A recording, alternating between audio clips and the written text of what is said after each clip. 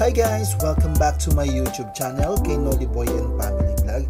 So for today's video, gagawa tayo ng isang recipe, ang ating apritadang manok with siling labuyo. Yan po yung ating recipe for today. So guys, tara, umpisahan na nating magluto.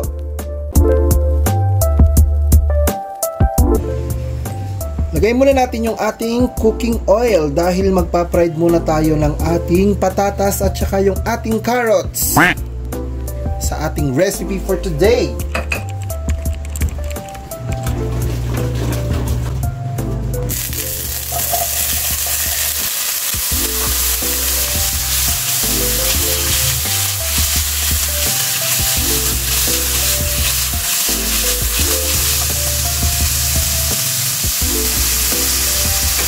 So yan guys, pwede na natin itong iset aside.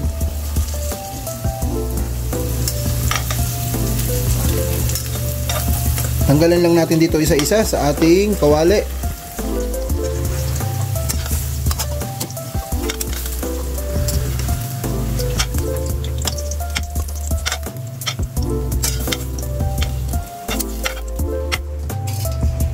So ayan na guys, yung ating na-fried na potato and then carrots. Then mag-start na tayo, lagay na natin yung ating garlic. So igigisa na natin yung ating garlic.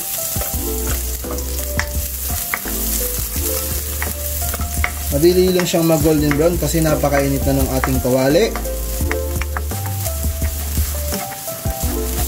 The next, yung ating onion white onion. Yan yung ating ginamit na panggisa. Next, lalagay na natin yung ating chicken. So yung ating chicken, pinakat na natin ng pang anong tawag dito? Much later. Meron siyang cube na malalaki. So yan. Dahil matagal na ulit tayong hindi nakapagluto ng apritadang chicken, itatry ulit natin.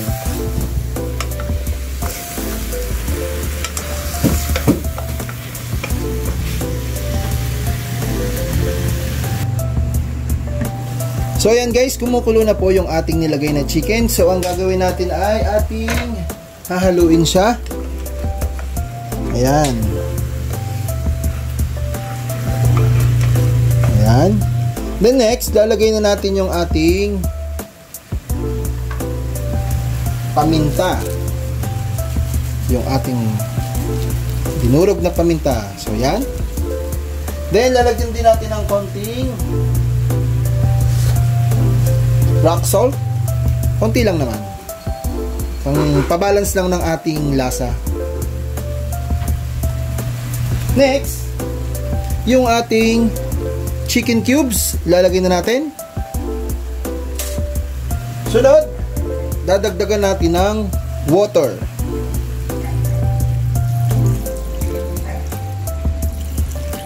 Gusto nila kasi yung medyo masos. Kaya dadagdagan natin. Ayan, damihan natin yung sauce. Ay, yung tubig, sorry. Then, isabay na rin natin yan habang kumukulo yung ating Baguio beans. Habang kumukulo yung ating pinapalambot na chicken. Then, isama na rin natin tong ating bell pepper para sabay-sabay yung kanyang amoy at bango. So, yan guys. Then, i-cover lang ulit natin. Kaya lang natin siyang kumulo.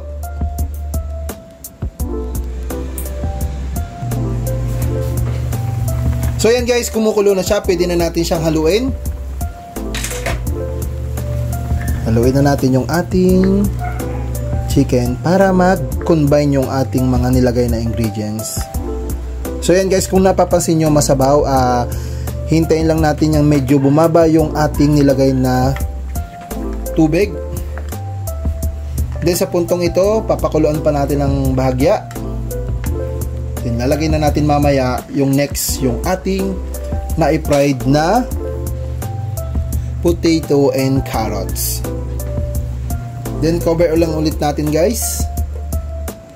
at hayaan natin mag-steam ulit yung sauce or yung water na nilagay natin. So guys, pwede na nating ilagay yung ating carrot at saka yung patatas. Isama na natin. Yan. Then syempre, yung ating pampagana, lalagyan natin ng siling labuyo, yung ating gagawing apritada na chicken. Ayan. Then, dahan-dahan lang nating haluin. Pero medyo malambot na po yung ating chicken. Pakukuluin ulit natin siya ng konti. Then, lalagay na natin yung ating next ingredients.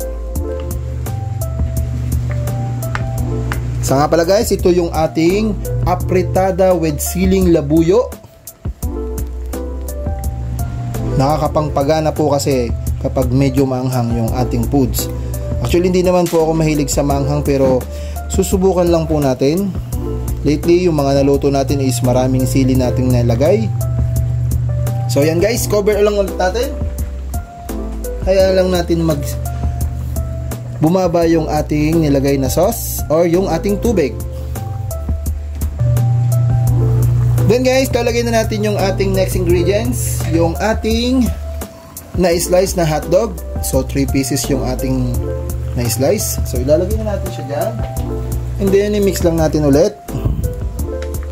Kung napapansin nyo guys, hindi pa natin ilalagay yung ating gagawing apritada sauce. Yun na po yung next nating susunod dito. So, ayan guys. Bango po siya.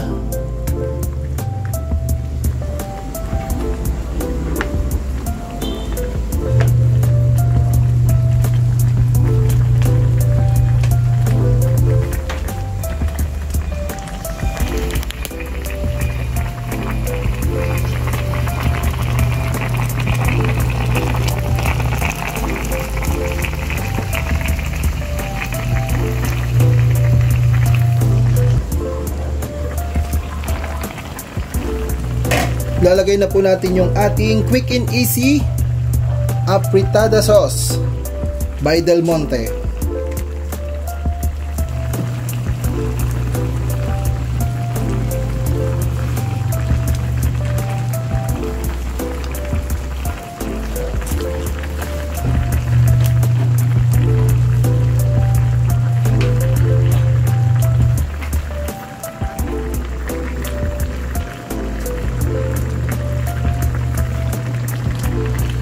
Ayan, i-mix lang natin siya.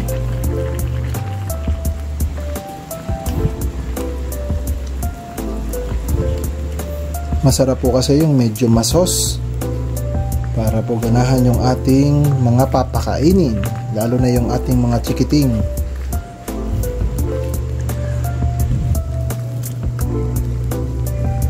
Sandamakmak na naman pong gulay ang ating nailagay.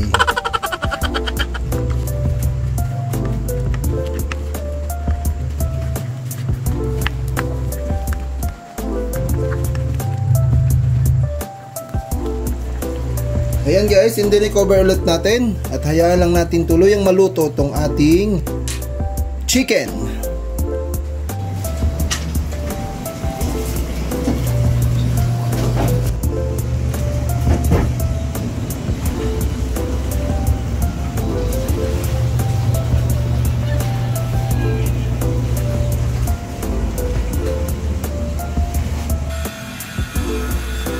So ayan guys, ready to serve na po itong ating recipe, yung ating apritadang manok.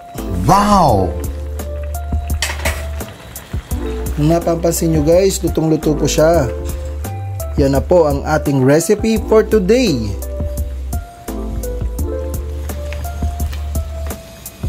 Ready to serve na po ito.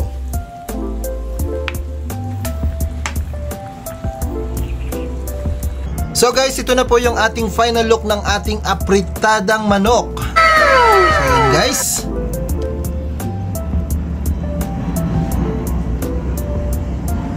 Kain na po tayo. Ito na po yung ating pinakamasarap na portion, yung ating eating time. Salamat po guys sa panonood. Sana po nag-enjoy kayo sa aking video. Hanggang dito na lang po. Bye-bye!